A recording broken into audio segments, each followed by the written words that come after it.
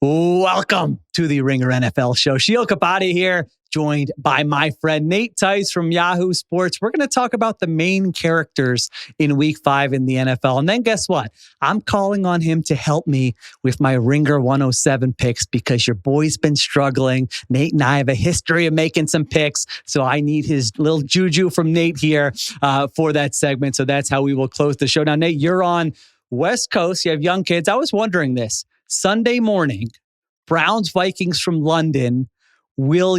Take me inside the Tice household? What does it look like? Will you have already been up for like 2 I'll hours? be up for Will about you watch an hour the game by that kickoff point? Yeah. If you can't even tell right now, it's like every time, like even when I do now on screen work so much, like all I think about is like my eyes are always red.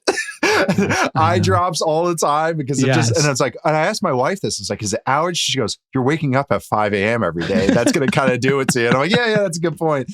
No, I'll be up for about an hour. Jack likes the 5:30 to 6 window. But I'll be down there on the couch. It'll be on the iPad though, because that's when my son Jack, he likes to get his little morning TV watching it. Of course. He's actually getting away from that now. He likes to just kick the soccer ball around or start coloring and stuff, which has been a lot of fun actually. Yeah. So, but yeah, Sundays, and that's soccer day as well. Soccer from 9 to 9:40, and then it's a sprint back for me to get back into my office at about 9:55 and get situated and go into my lair for the day before our Sunday night show. There you go. I love that. Yeah. I love it. Nate is the only one on West Coast waiting for the London game to begin. All right. Love that morning slot. Yeah. You're like, come on, how come it hasn't started yet? All right, we're going to take a break. We come back. We talk Week 5 main characters.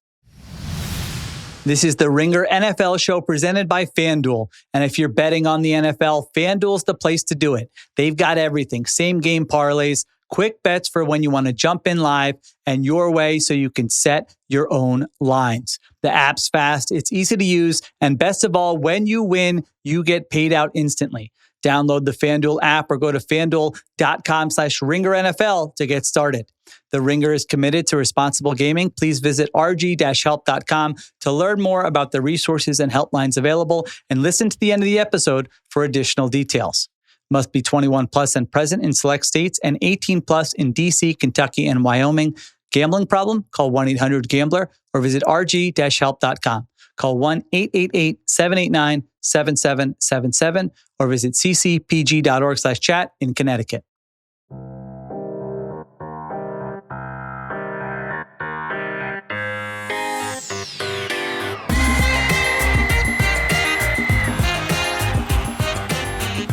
All right, we're back on the Ringer NFL show. So now I was looking at the slate. It's a good slate. I was trying to figure out who are maybe some people who we haven't dissected to death. Maybe we have, but just kind of a little check-in 4 weeks into the season as we go into Week 5. And the first main character is your boy, Drake Maye, who Nate Tice loved coming out of college. And even last year saying, no, this guy's got it.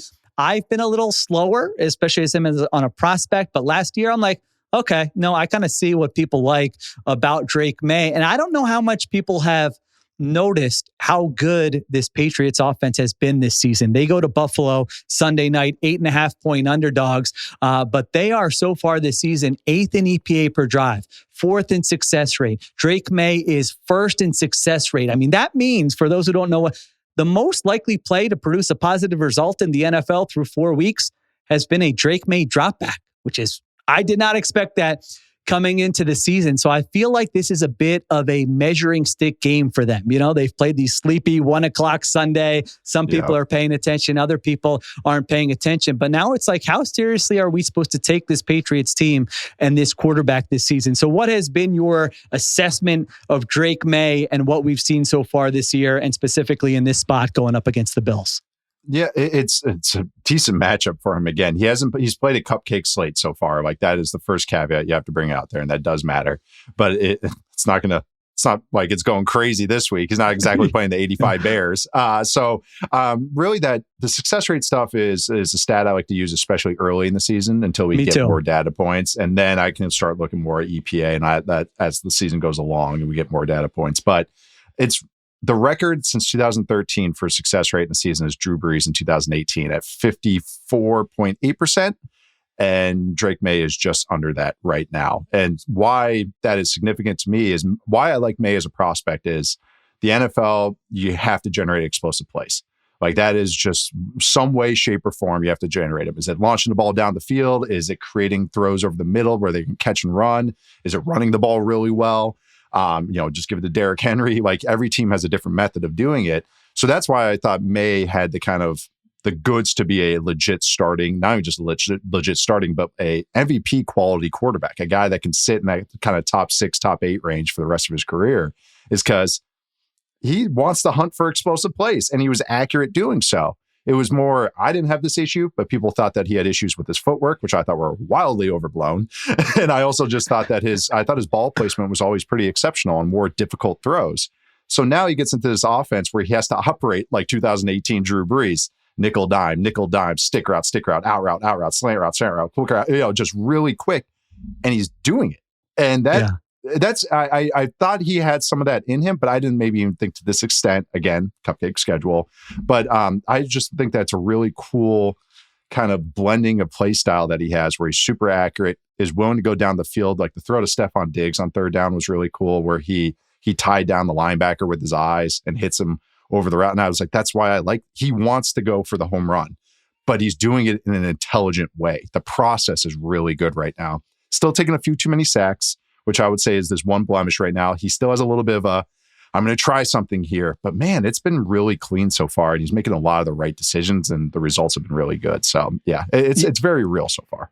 Yeah, that balance. Like I was watching that Patriots-Panthers game last week, and I didn't watch it live, so I saw the score, and then I rewatched it, and I'm like, it almost feels like Josh McDaniels is like, this is my show. Like just be the point guard. And that's not what I was expecting from, like, I thought Drake Maye, if the Patriots took a step up, it was just going to be like, this guy's just kind of putting the offense on his back. Because when you looked at the O-line and the pass catching group, and I've been skeptical of Josh McDaniels on this show. And then you watch that game and it's like jet sweep, screen, misdirection run, play action, kind of a lot of Josh McDaniels nonsense in a complimentary way that's working really well, where they've kind of decreased maybe the volatility of the Drake Maye experience. Like he's throwing downfield at the 3rd lowest rate in the NFL. He is the same rate as Bryce Young, but to your point, they're still creating those explosives, and he's been really accurate. So it's just kind of a different version of him than I was expecting. Now, I do think there's going to be a little bit of that balance where, like you said, when they face maybe better teams, I think there's going to be points where he's going to be like, I want to let my talents show. Like I am exceptional, and McDaniels is going to be like, this is my show. So I think that's kind of a tension to keep an eye on the rest of the way. Yeah, no, the movement stuff with him is always, he's a really good thrower on the move. And you even got to see the rushing touchdown where he just runs it in. Like that's just such a nice weapon for a team that's going to be run look heavy. It's kind of funny. They were in all these tight formations with big personnel groupings, but then they're throwing it, which I always like. I think that's a good method to go about it. But you need a guy that can operate. It's really hard to operate in quick game time and time again. It's something I am not a big fan of usually, because I think it's just really hard. It's what defenses are trying to get you to do. We don't bet your quarterback can do this every single down. Right now, Maye is answering that question. Like Maye is going like, well, I can. Even if our run game has been wildly inconsistent, I think this is the week it gets right. I think this might be a Stevenson pop game, not Henderson. Or it might be Henderson as well. But I think the run game for the Patriots matches up really well against the Bills. But I do think that it's like, man, this has been the most consistent part of this offense, is just quick game with Drake Maye throwing to tight ends. And it's just, like that's something most quarterbacks get to in year 5, year 6. What we see with Mahomes now, what we've seen with Dak Prescott. Dak Prescott has this style as well. But Drew Brees, late career Drew Brees, but usually takes some time, not year 2, not a month into year 2. So it's ahead of schedule. But again, like you said, we got to see it against better competition. It might just be a little bit. Completing 74% of his passes, Drake Maye. Leads the NFL again. You're like, is that? I don't think that's going to be the type of quarterback he is, but he's showing he can operate in different ways, and we'll see what shape that Patriots offense takes against a Buffalo defense, like you said, that can be had, I think, on Sunday night. You know what? I feel like I'm a good host for you, Nate, because I just picked main characters that, like, these are all players that you like. You just kind of get to defend your boys here. I thought this was a joke. I know.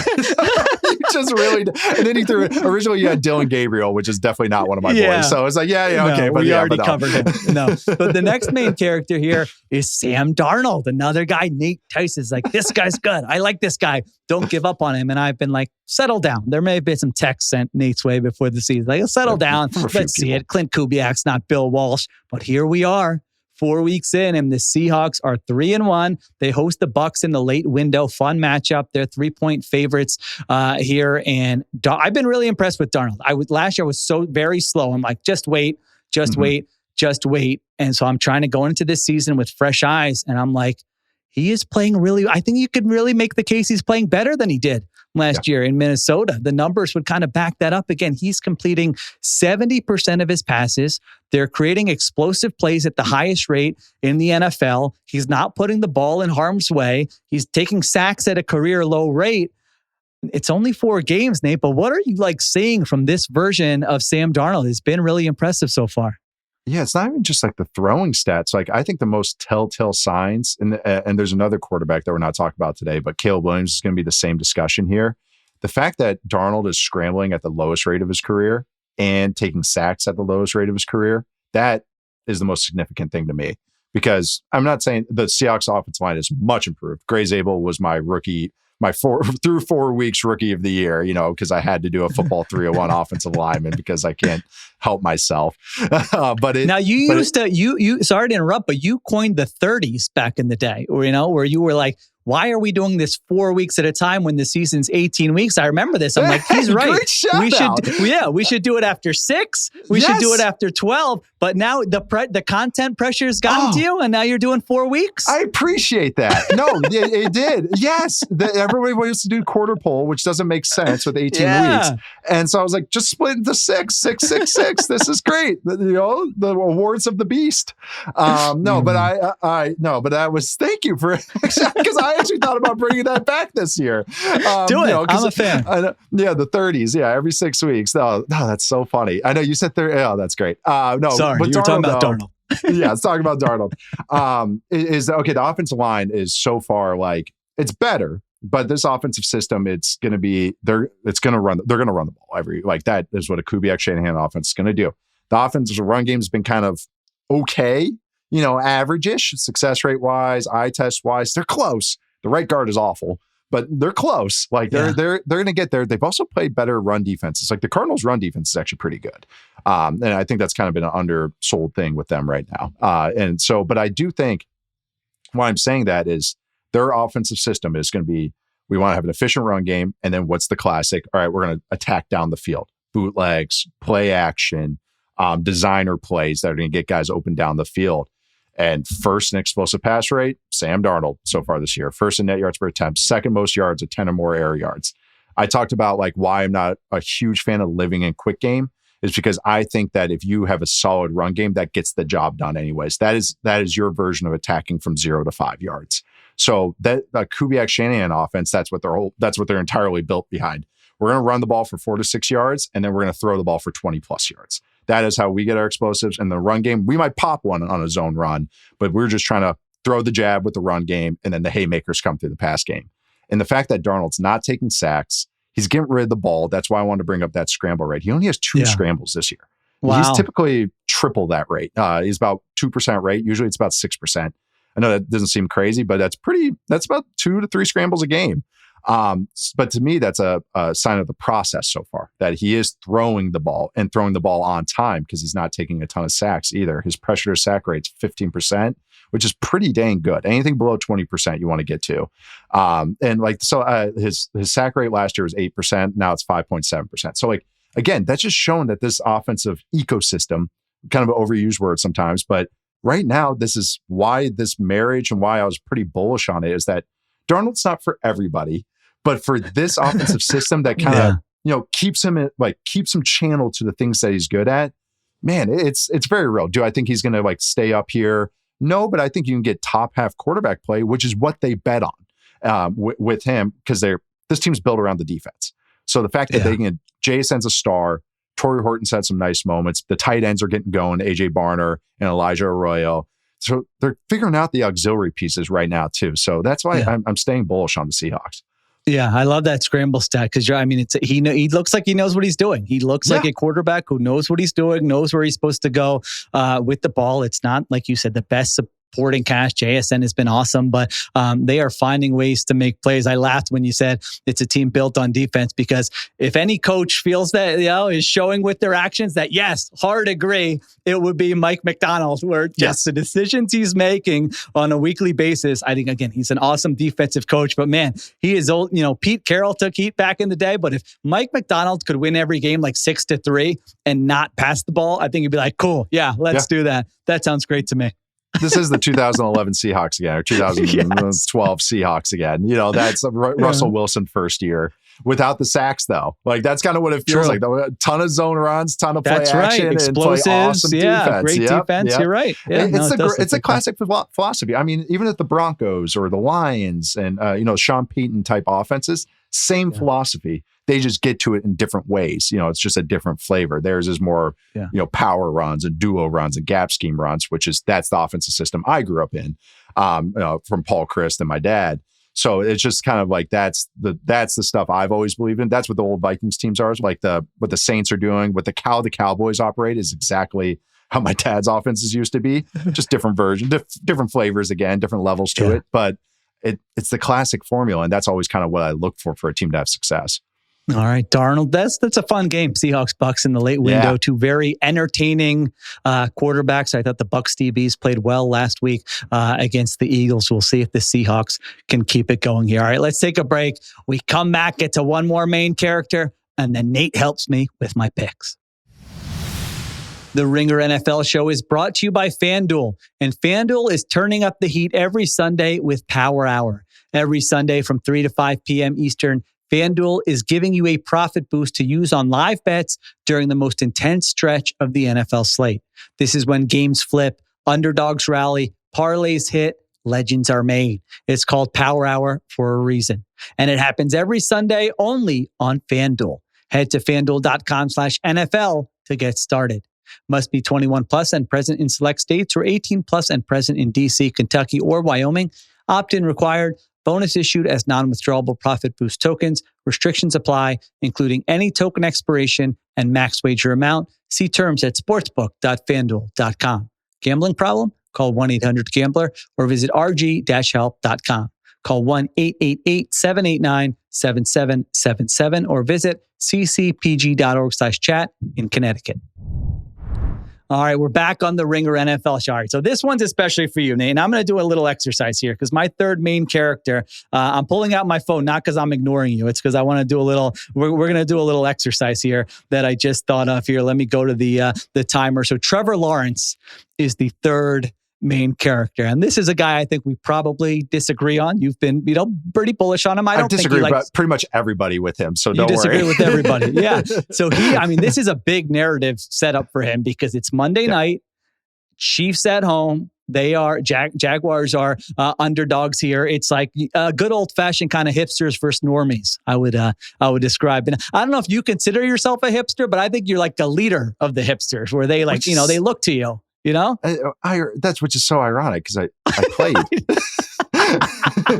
I know you shouldn't be their leader, but listen, the hipsters want what the hipsters want. Film nerd, a stat nerd, a jock. Like, I've been called every way because everyone's. Yeah, I try to catch everything, every little piece of the puzzle. I try to just make that little. I said that in high school. Nate, like you want to be able to go sit with the stoners and the jocks and the nerds. That's where you want to be. So that's a good place to be. We did at Wisconsin. They had said, what movie character or quarterback do you compare yourself to? So we had some, most guys was like Falco from The Replacements, all that. Yeah.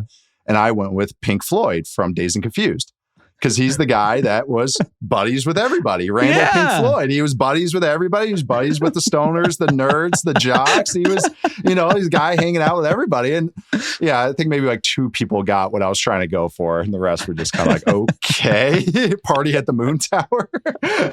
So you're in a good spot. And I think the hipsters want this to be a showcase where Trevor Lawrence carves up Spags' defense. And it's like, no, he is a good quarterback. The Jags are a good team. And that there's going to be a segment that's like, all right, we want Lawrence to just, have another disaster on national TV. No one's watched him this year. It's Monday night. Now, you are a Lawrence guy. So I'm picking up my phone. I'm giving you, let's say 90 seconds. They make the case for why, everyone, you're wrong. Trevor Lawrence is a legit good quarterback and we should stop debating it. I'm starting the timer now.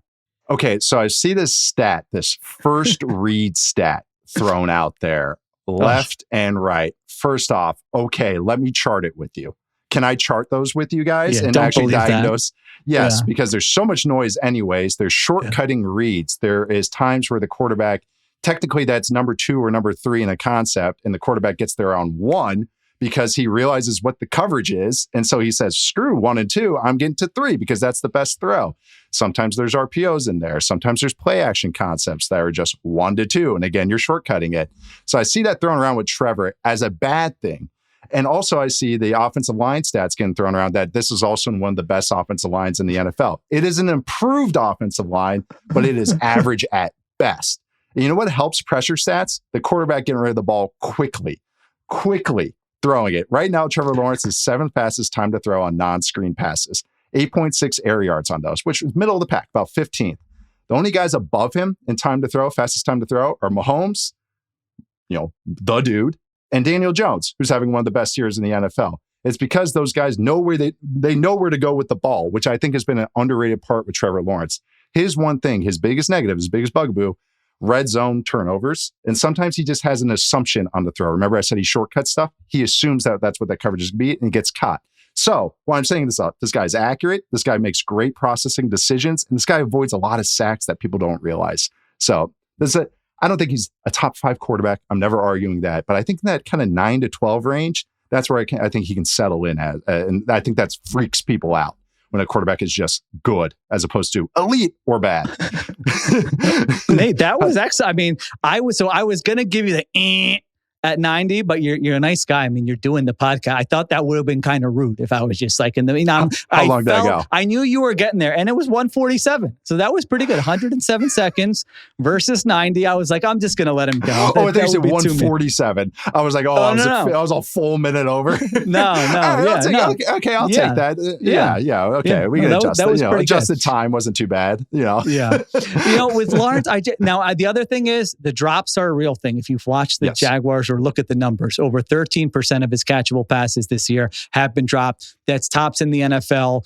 You mentioned avoiding sacks. It was funny because that had been a superpower. Then last year, you're like, what's going on here? Yeah. It reverted, but he's kind of back to what he's been. And that's a great sort of skill to have. You're avoiding negative plays. I think I still, with his decision-making at times, and you alluded to it with the red zone turnovers, you look at turnover-worthy plays, you look at stuff like sliding out of bounds last week, which is easier for me to say than I understand. He's running to the left and you're like, the boundary's there, so I don't want to kill him. But I feel like there are little things like that where my trust level with him is sort of like, all right, I see. You can watch a possession. Here's what I'll say. You watch a possession with Trevor Lawrence and you can be like, he's one of the 5 best quarterbacks in the NFL. And you can watch another possession and be like, why does anyone like this guy? And I think that's kind of what makes him a very difficult guy and a very polarizing guy. But I think this is interesting against the Chiefs here on Monday night. If they can play well and he can play well, I think it's a big spot for Trevor Lawrence. Now let's get to the hurry up. Today's Ringer 107 is brought to you by FanDuel, and Nate's staying on board with me because we used to pick games together at The Athletic, had a lot of fun doing that. And now I need his help because Nate, we got this contest. It's Simmons and House.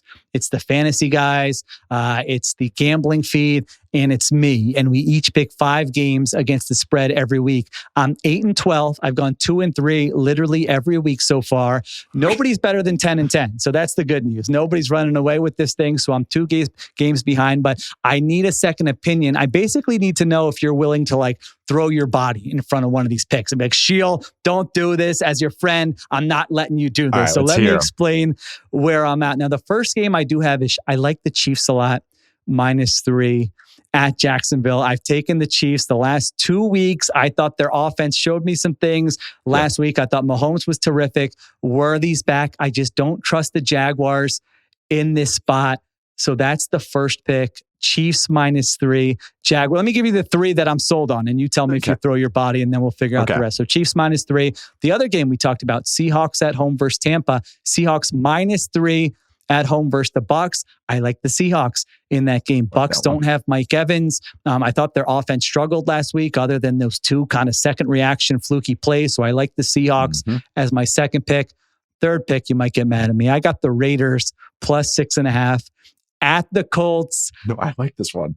Oh, you like it? Okay, good. I do. Yeah, I thought, listen, the Genty looked awesome last week. They turn over the ball 4 times and have a field goal blocked. Geno Smith cannot continue to be as mistake prone as he's been. That's not who he has been. Regress to average. That's the thing. It's like, I'm not saying, again, that's the thing is people freak out about this. I'm not saying top 5, top 10, just 18th.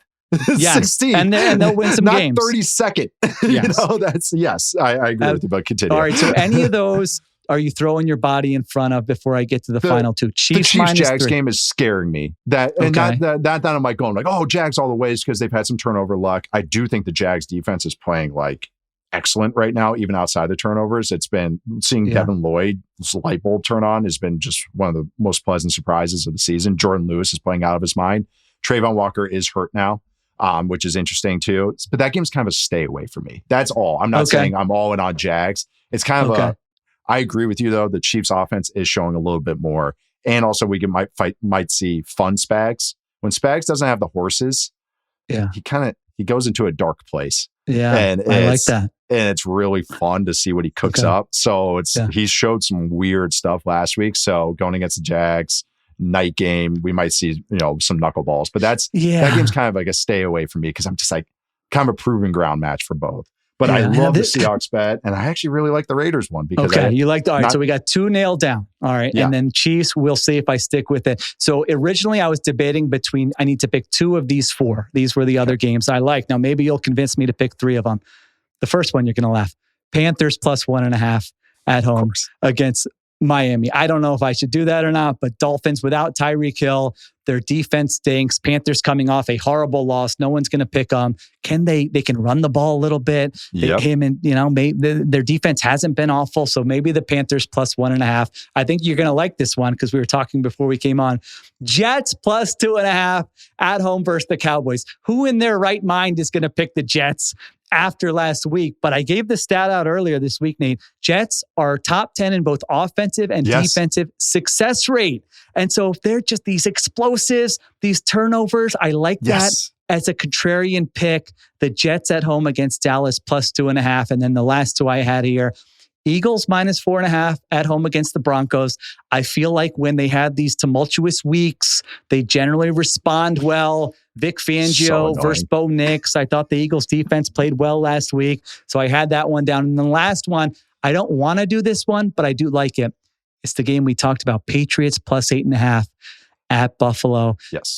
I don't like being against Josh Allen. That's not fun. But at the same time, I think the Patriots can keep that game close. So are there 2 there or 3 there that you like? Patriots +8.5, I do like. Just to keep it, I think it's going to be an absolute shootout. I don't think the Patriots defense is all world either, but I just think that the Bills defense is very gettable. Okay. So you like that one. And I think you like the Jets +2.5. Because I think they might run for 200 and something yards on them. Let's do that. All right. I think we're good here. I'm not knocking the Chiefs out.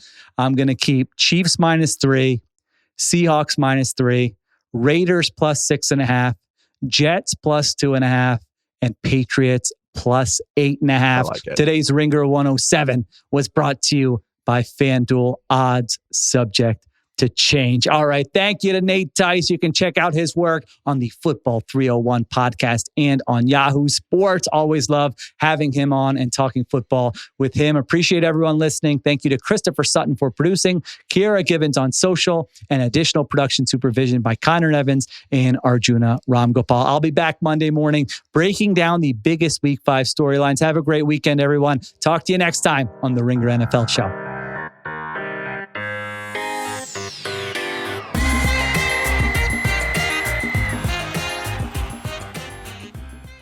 Must be 21 plus and present in select states. For Kansas, in affiliation with Kansas Star Casino, or 18 plus and present in D.C., Kentucky, or Wyoming. Gambling problem? Call 1-800-GAMBLER or visit rg-help.com. Call 1-888-789-7777 or visit ccpg.org/chat in Connecticut or visit mdgamblinghelp.org in Maryland. Hope is here. Visit gamblinghelplinema.org or call 800-327-5050 for 24/7 support in Massachusetts or call 1-877-8-HOPE-NY or text HOPE-NY in New York.